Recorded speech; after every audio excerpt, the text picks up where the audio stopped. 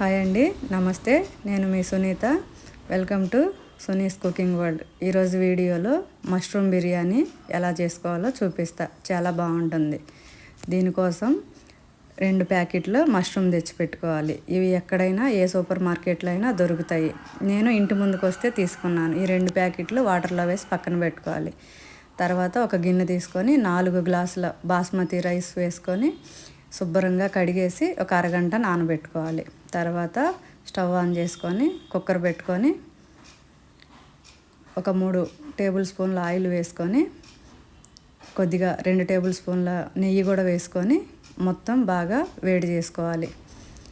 Oil నెయ్యి బాగా వేడైన తర్వాత అన్ని మసాలా దినుసులు షాజీరా, స్టార్ అనాస, లవంగాలు, చెక్క, యాలకులు, బిర్యానీ ఆకు మొత్తం వేసి వేగిన తర్వాత ఒక 20 జీడిపప్పులు కూడా వేసుకొని అన్నీ బాగా వేగనివ్వాలి.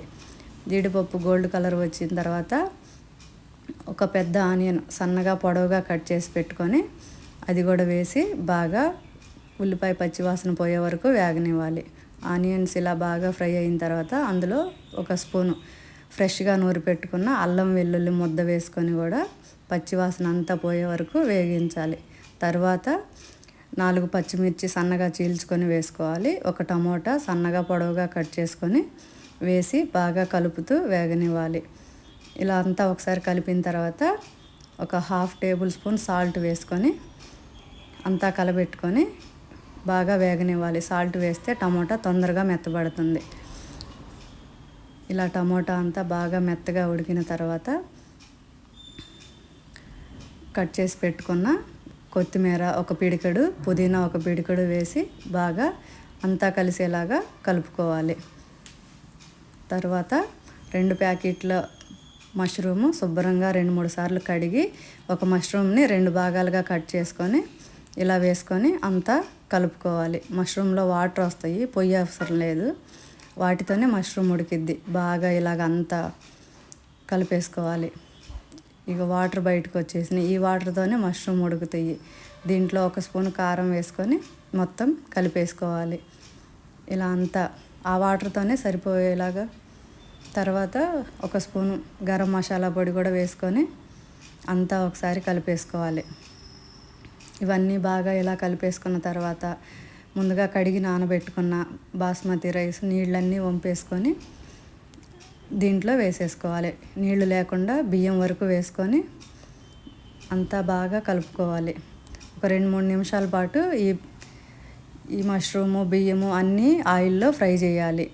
ఒక 2-3 నిమిషాలు అయిన తర్వాత 1 గ్లాసు బాస్మతి రైస్కి 1.5 గ్లాసు వాటర్ పోసుకొని 4 గ్లాసుల బాస్మతి రైస్కి 4 + 4 హాఫ్లు 6 గ్లాసులు వాటర్ పోసుకొని అంతా బాగా కలిపేసుకొని సాల్ట్ సరిపోయిందా లేదా మొత్తం ఒకసారి చెక్ చేసుకొని చూసుకొని సాల్ట్ ఏమైనా సరిపోకపోతే మళ్ళీ సాల్ట్ వేసుకొని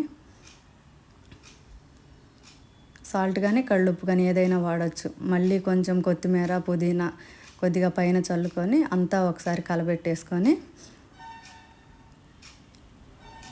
మూత పెట్టేసి 2 విజిల్స్ రానివ్వాలి. బాస్మతి రైస్ కాబట్టి 2 విజిల్స్ సరిపోతాయి. ఇలా ఒక అరగంట వదిలేసిన తర్వాత ఆవిరి పోయిన తర్వాత మూత తీసి చూస్తే వేడి వేడి మష్రూమ్ బిర్యానీ రెడీ అయిపోయింది. దీన్ని ఒక ప్లేట్లోకి సర్వ్ చేసుకొని పెరుగు చట్నీ, ఒక ఆనియన్ కట్ చేసి పక్కన పెట్టుకొని తింటూ ఉంటే చాలా బాగుండిద్ది. ఎప్పుడైనా గురువారము, శనివారం అలా నాన్ వెజ్ వండనప్పుడు ఈ రైస్ చేసుకొని తినండి. చాలా టేస్టీగా ఉండిద్ది. అందరికీ నచ్చిద్ది.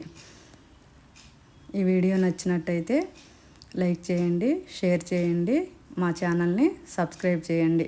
Thank you for watching.